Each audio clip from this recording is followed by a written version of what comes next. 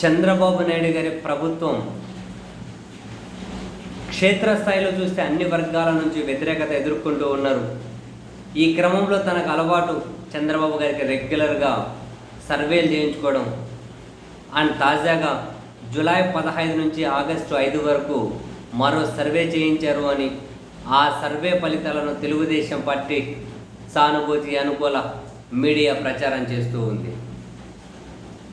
సుపరిపాలనకు తొలి అడిగా అదేదో జనం దగ్గరికి వాళ్ళ ఎమ్మెల్యేలను ఎంపీలను వెళ్ళమని చెప్పారు అని, వీళ్ళందరూ వెళ్ళి వచ్చిన తర్వాత అండ్ అంతకంటే ముందు ఎవరెవరైతే వ్యతిరేకత ఎదుర్కొంటున్నారో వాళ్ళందరికీ చంద్రబాబు నాయుడు గారు కౌన్సిలింగ్ ఇచ్చారు అని, ఆ తర్వాత సుపరిపాలనలో మొదటి అడుగు అని చెప్పి జనం దగ్గరికి వాళ్ళని పంపించారు అని, మధ్యలో తల్లికి వందనం లాంటి స్కీములు అమలు చేశాము అని.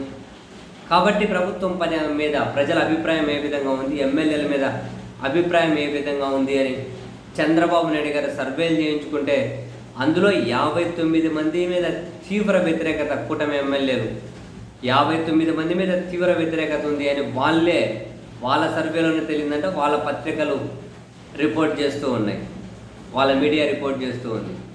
59 మంది పూర్తి డేంజర్ జోన్లో ఉన్నారట, మరో 30 మంది ఆరెంజ్ అంటే అక్కడక్కడ కొట్టుమిట్టాడుతూ ఉన్నారట. సో చాలామంది మీద వ్యతిరేకత ఉందట. కానీ జనాలలో ప్రభుత్వం మీద పాజిటివ్ అభిప్రాయం ఉందట. మరి అది ఏ లెక్కన ఉందో తెలియదు. వీళ్ళ సర్వే రిపోర్ట్లట ప్రభుత్వం మీద ప్రజల్లో పాజిటివ్ అభిప్రాయం ఉందట, కానీ ఎమ్మెల్యేల మీద తీవ్ర వ్యతిరేకత ఉందట. తల్లికి వందనం అని చెప్పి ఇచ్చినా ఆ తర్వాత జనం దగ్గరికి వెళ్ళినా కూడా ఎమ్మెల్యేల మీద తీవ్ర వ్యతిరేకత ఉందట. సో అందుకని చెప్పి త్వరలో చంద్రబాబు నాయుడు గారు 20-30 మంది ఎమ్మెల్యేలను ఇందులో పిలిపించుకొని సీరియస్గా వాళ్లకు వార్నింగ్ ఇవ్వబోతున్నారు అని, పద్ధతి మీరు మార్చుకోండి అని చెప్పి వాళ్ళను వార్న్ చేయబోతున్నారు అని రిపోర్ట్ చేస్తూ ఉన్నారు.